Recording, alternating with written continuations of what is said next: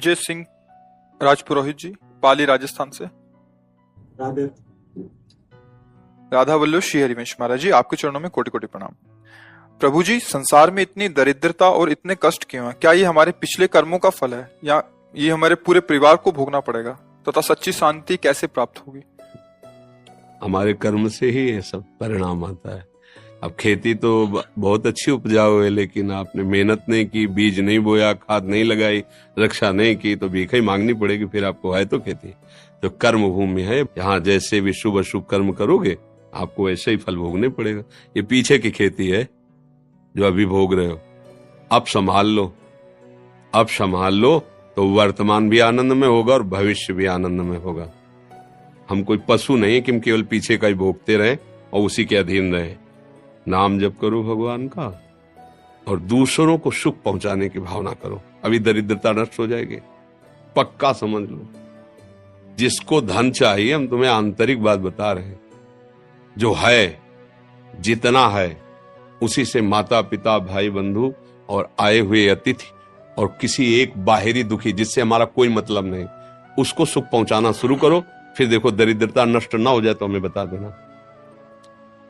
किसी एक भूखे को 2 रोटी देना शुरू करो, किसी एक ऐसे दुखी को सहयोग करना शुरू करो, देखो आपकी उन्नति शुरू हो जाएगी। हम कैसा चाहते, किसी एक का छीनने को मिल जाए तो हम सुखी हो जाए, किसी एक को हम दुखी कर दे हम सुखी हो, ये सर्वनाश की बातें हैं। वही हमको भोगना पड़ता है। अगर हम धर्म से चले तो सर्वलोक महेश्वर भगवान, ऐसा नहीं कि वो देख, एक सेकेंड भी कोई ऐसा नहीं है जिसको भगवान नहीं देख रहे हैं। मान लेना, एक सेकेंड भी ऐसा नहीं है कि वो तुम्हें देख नहीं रहे। वो शास्त्र शीर्षा पुरखा शास्त्राक्षा शास्त्रपात, वो अनंत नेत्रों वाला अनंत स्वरूपों में विराजमान है।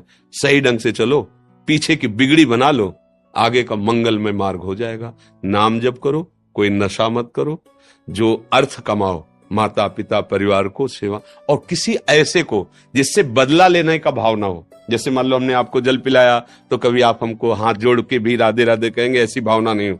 ऐसी किसी की सेवा करो, किसी पशु, किसी पक्षी, किसी ऐसे व्यक्ति की, वो तुम्हारे लिए इतनी जोर का काम करेगा कि सब व्यवस्थाएं बननी शुरू हो जाएंगी। वो कैसे बनाता है समझ में नहीं आता, और जब कर्म बिगड़ जाते हैं तो कैसे बिगड़ता संभाल भी नहीं पाते। इसलिए उसको रिझा लो, सारी बात बन जाएगी। भयो वृद्ध कोई ऐसा भूखा प्यासा बीमार पड़ा हो, इन बातों पे लोग ध्यान नहीं देते। कोई पशु ही है, सेवा का अवसर मिला है, तन मन धन से कर दो से, उसका परिणाम जो आएगा। हाँ, एक बार हम वाराणसी में घाटों में रहते थे, तो वर्षा होने लगी तो भाग के हम ऐसे छतरियां होती उन पे बैठ, तो देखा एक आदमी ऐसे पड़ा था और वहीं से जल प्रवाह ऐसे जाना था। वर्षा शुरू हुई, तो हम कहा ये मुर्दा है या जिंदा? तो उनका बाबा ये जिंदा है। हम कहा तो अभी बह जाएगा और गंगा की धारा में चला जाएगा। अरे बोले बाबा एक काशी। हम कहा नहीं ऐसा कैसे? तो उठ क्यों नहीं रहा? बोले उठ ऐसे, उसको गलित कुष्ठ है, वो रगड़ रगड़ के चल पाता है। तो हम कहा वर्षा हो रही, भागे वहां से। अरे बोले वाह काहे को, या तो ऐसे हम भाग के गए, मवाद ऐसे गंदा ऐसे सब घाट में पड़े। और उस समय नवयुवक अवस्था थी, शरीर में ब्रह्मचर्य का पावर था, ऐसे टागा और सीढ़ी चढ़ते हुए ऊपर ले गए। तो ऊपर एक बारंडा टाइप बना था, तो वहां के जो लोग थे मना, इसको क्यों अंदर लाए ऐसे?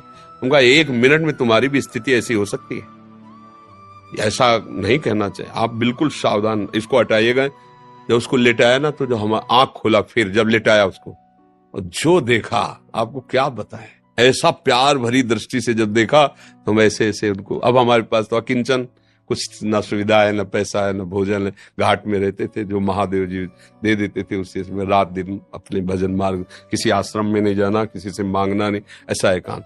पर उनकी जो दृष्टि मिली, ये जो आज आप लोग सुन रहे हैं, जो आज आप लोग अनुभव कर रहे हैं, ये केवल इन्हीं महापुरुषों की कृपा से है। साधना तो क्या है, जैसा बना वैसा, बल्कि कृपा में बहुत बड़ी ताकत। तो ये जो हमारे दुख हैं, विपत्तियां हैं, ये सब नष्ट हो जाएंगे यदि हम ये दृष्टि रखने लगे कि कभी मुझे सेवा का अवसर मिले।